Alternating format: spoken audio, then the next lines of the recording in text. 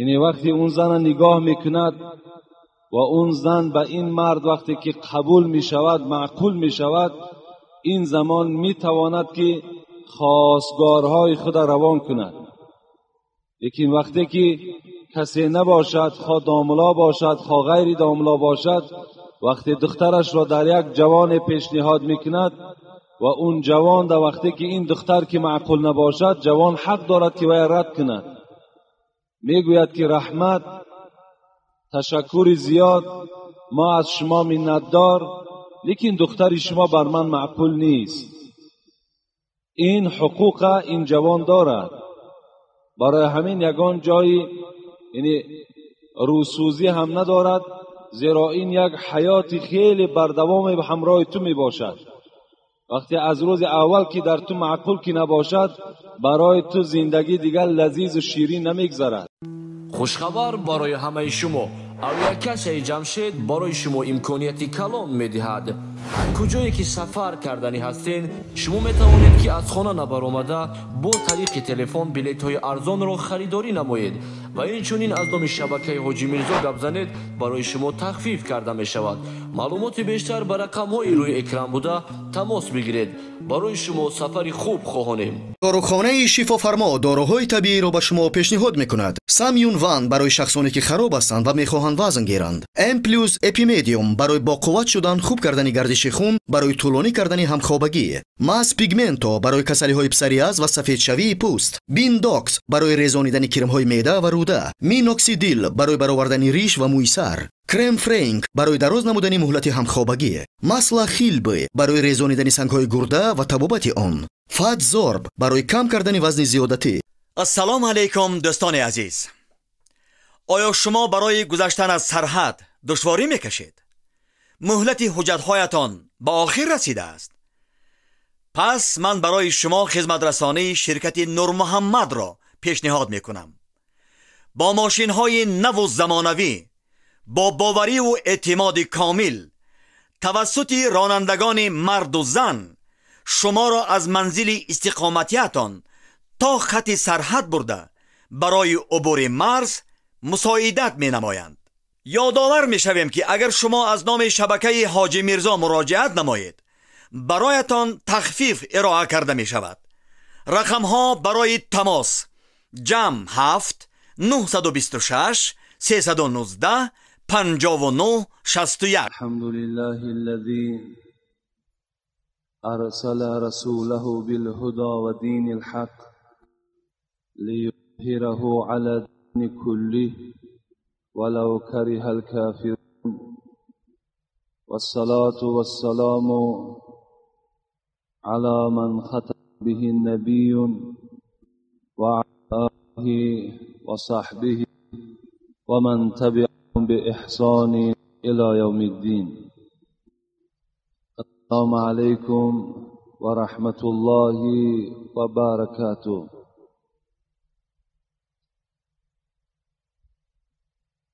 حضرت انس رضی الله تعالی عنه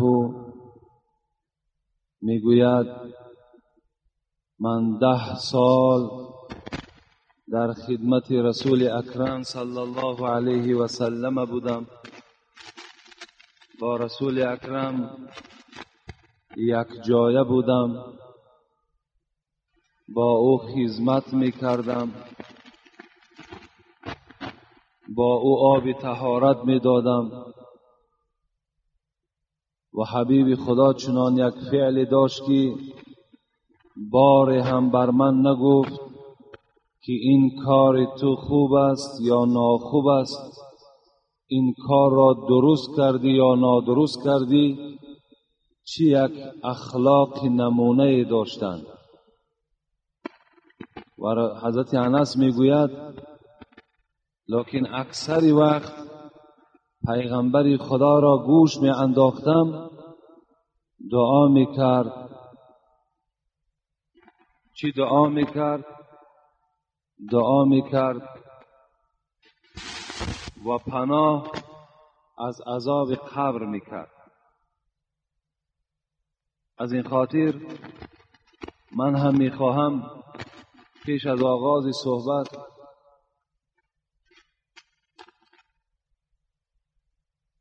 از این تعلیم رسول اکرم صلی الله علیه و سلم پناه طلب کردن از عذاب قبر شروع کنم، زیرا که روز از روزها ما و شما وارد قبر می شویم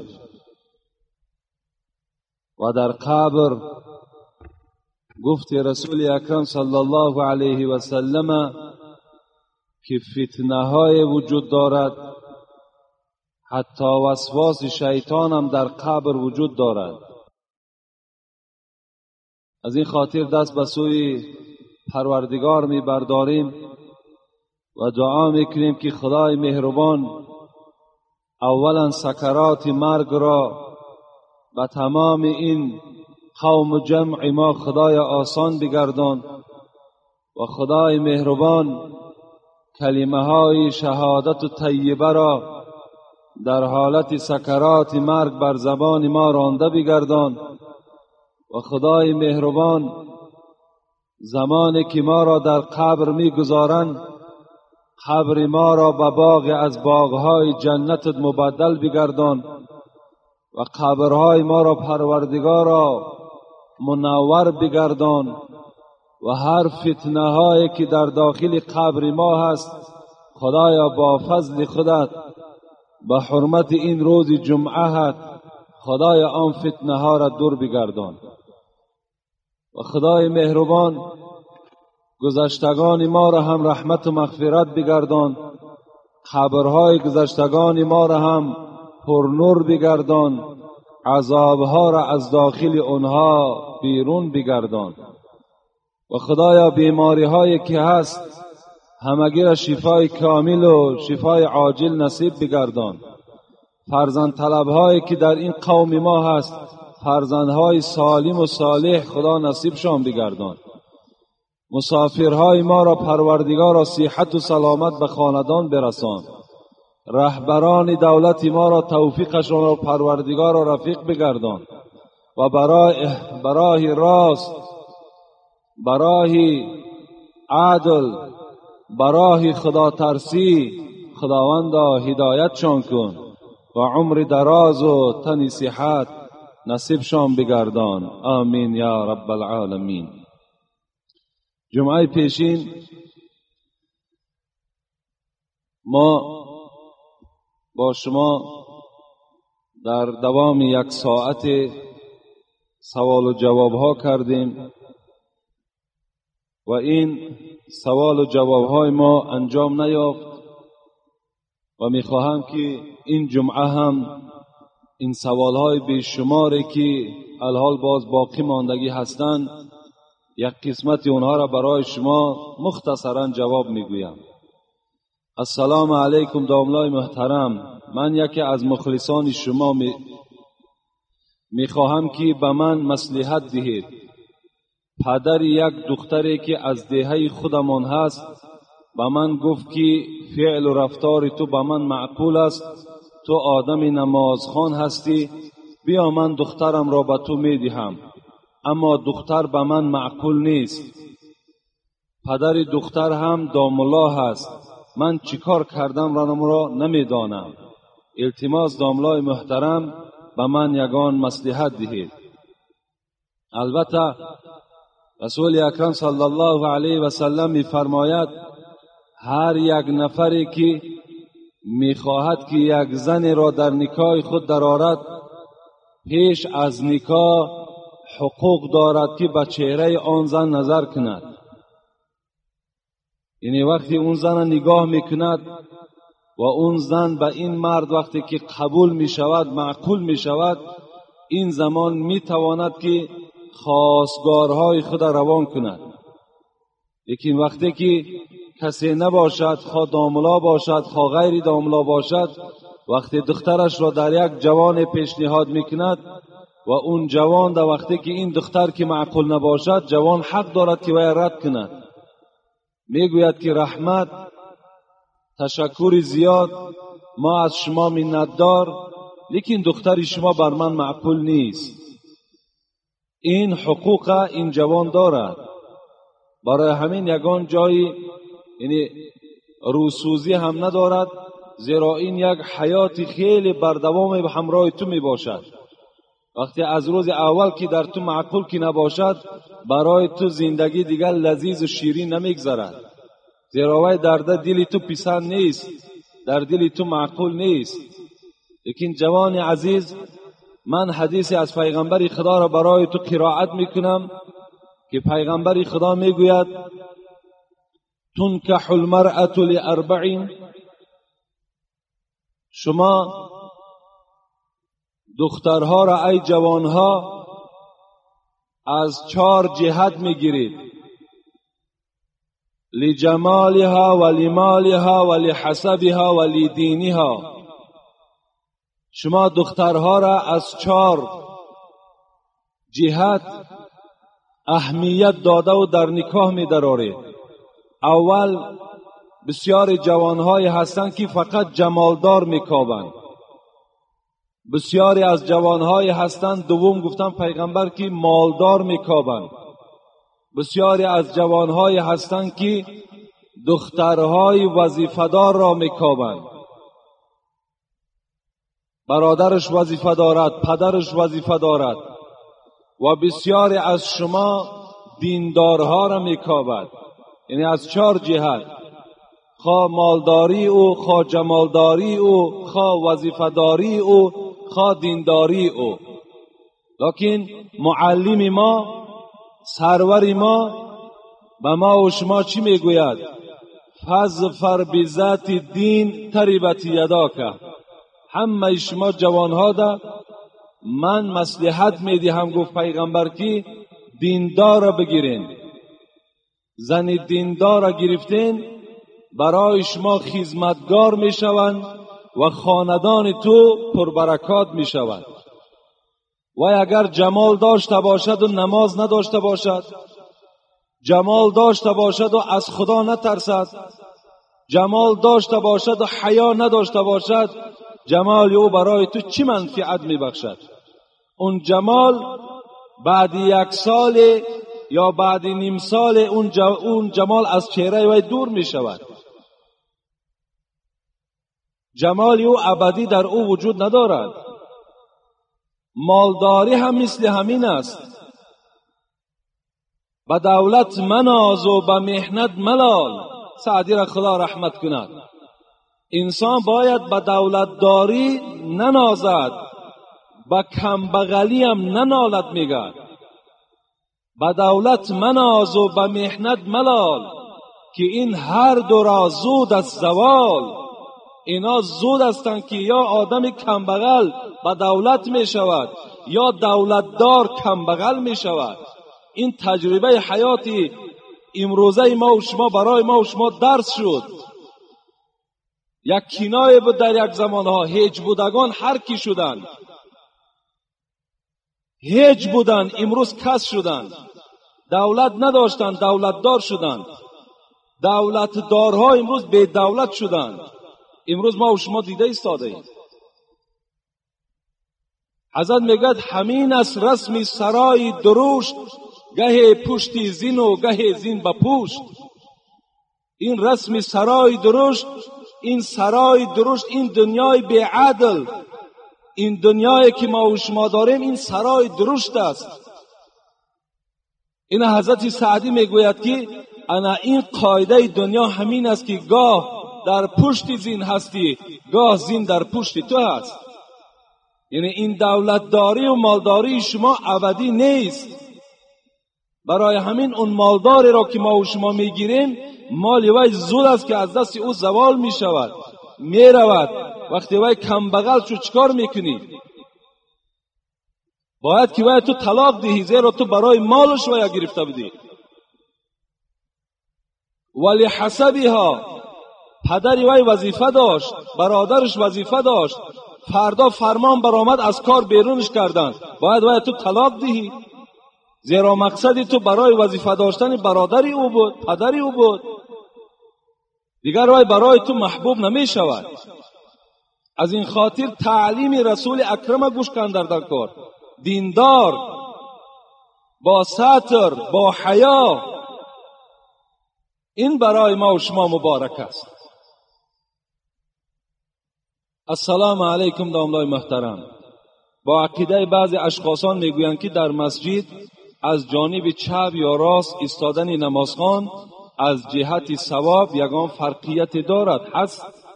حدیث پیغمبر خداست کسی که در طرف راست امام است ثواب آنها بیشتر است.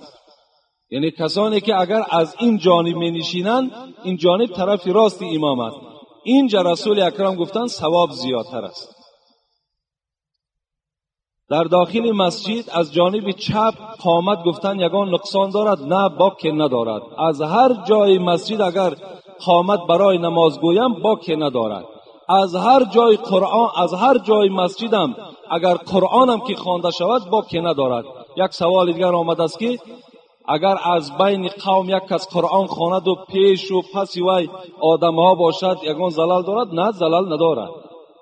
از کجای اگر مسجد از قفا است، از بین است، وقتی آیت خوانده می شود این یگان زلال و یگان نقصان ندارد.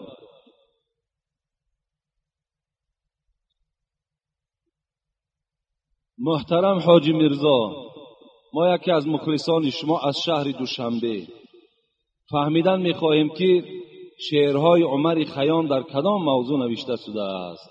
می خواهیم که در یکی از نمازهای جمعه سخن گویید. این عمر خیامه که این فیلسوف خدا رحمت و مغفرتش کند که امروز اکثر شراب خورها، اکثر حرام خورها میگویند گویا که شعرهای عمر خیام یعنی فقط به خمر و به مینوشی دلالت میکند.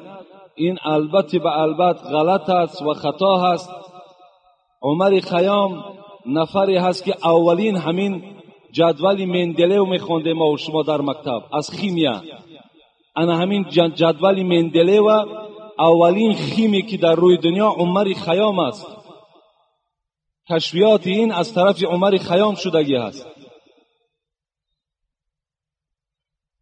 این حضرت در باب توحید، در باب خدا ترسی، عشق به پروردگار صحبت‌های زیاد دارد. میگوید فریاد که عمر رفت بر بیهوده، فریاد که عمر رفت بر بیهوده، هم لقمه حرام و هم نفس آلوده، فرموده اینا کرده سیاه رویم کرد، فریاد ز کرده های نافرموده. چه یک معنی های خیلی زیاد دارند. یا دیگر شعری او را میگوییم دانی که سپیددم خروزی سحری، هر لحظه چرا همی کند نوحگری؟ چرا همین خروزی سحر فریاد میزند ای صاحب خانه از خواب بخیز؟ دانی که سپیددم خروزی سحری، هر لحظه چرا همی کند نوحگری؟ یعنی که نمودن در آینه صبح از عمر شب گذشت تو بیخبری. ای غافل از خوابت خیز، از عمر تو یک شب گذشت، چی بندگی به خدا کردی؟ میگوید این برای تو این خیل میگوید. این را عمر خیام میگوید. خدا رحمت کند عمر خیام. یگان خیالاتی بد نسبت این نگذرانی. اینا همه فیلسوف، همه این عالم های برجسته اسلام هستند. در یک شعرش میگفت که من در بسیاری از موعظه ها در معرکه ها میگویم گر از پی شهوت و هوا خواهی رفت. بین تعلیل حدیث است. گر از پی شهوت و هوا خواهی رفت، از من خبرت که بینوا خواهی رفت. ای انسانی که تو امروز از پی نفس، از پی خواهش نفست حرکت کردی، یقین دان میگوید سوره یوسف این النفس لعمارة بالسوء، این نفس شما دشمن شماست. این تحلیل آیت است. گر از پی شهوت و هوا خواهی رفت، از من خبرت که بینوا خواهی رفت. بینگر حضرت میگوید همه شما را خطاب دارد بینگر چی کسی و از کجا آمده ای، میدان که چی میکنی، کجا خواهی رفت. از کجا آمدی؟ از کجا آمدی و برای چی آمدی و چی کار کرده ایستاده ای و کجا می روی؟ این 4 چیز تحلیل که میگوید. این همه شعرهایی هست که فقط به سوی دعوت حقیقت، به سوی دعوت راست ما و شما را دعوت کردند.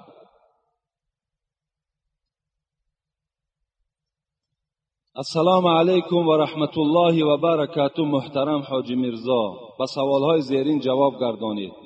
شخص مست از دنیا سفر میکند، چرا به او جنازه میخوانید یا جنازه میخوانند؟ دوم، خطبه نمازها چی معنا دارند یا خطبه نکاح؟ خطبه نکاح و خطبه جنازه خطبه خود از کلمه خطاب است، یعنی خطبه ها همه سر به سر چه تحلیل های زیبا دارند، چه یک معناهای خیلی بلند دارند، لیکن افسوس که این جمعه های ما و شما یعنی فرصت او را ندارد، وقتی او را ندارد که ما هر یک دانه خطبه را برای شما تحلیل کنیم، از جهت نرسیدن جای، از جهت در بیرون بدن مردم. دیگر ما وقتی نمیابیم که به شما خطبه را دانه به دانه تحلیل کنیم و الا انشاءالله اونقدر یعنی علم ذره داریم که همون خطبه ها را برای شما تحلیل کنیم، لیکن فرصتش نمیرسد. خطبه این یک خطابی هست، باید خطبه هم به موعظه گذرد. لیکن آدم های مستی که از دنیا میگذرند، چرا جنازه میخوانید یا میخوانند؟ در اصل ما چندین آدم های مست جنازه خواندیم، چندین آدم هایی که از گیرین مرده بودن جنازه خواندیم، لیکن همونها فرزندهای قوم ما بودند، فرزندهای کسانی بودند که در همین پهلوی من نماز میخوانند. از ما خواهش کردند که نماز هم را خوانده دهید. اگر من نمیخواندنم دیگر کس میخواندش. امروز یک شرایطی شده است که یعنی اگر چی من ردم کنم بگم همین انسان ایمان ندارد، حالا که من 10 دلیل دارم که آدمی مست از دنیا میگذرد یا آدمی که از گیرایی کشیدن میگذرد یا در راه دزدی میگذرد، اینا نفرهایی هستند که اگر تمام مولوی های دنیا جنازش خوانند و ایمان ندارد. لیکن امروز یک وضعیت شرایطی شده است که وای باید به جنازه نماند. همه شما این شرایط و این وضعیت میدانید، لیکن یقین دارند که جنازه ما که خوانده می شود، لیکن وای هیچ یگان فایده از این جنازه ما برده نمیتواند. لیکن زیرا که وای خودش نجاست است، وای خودش بی نماز است، در او چگونه نماز ما درست می شود؟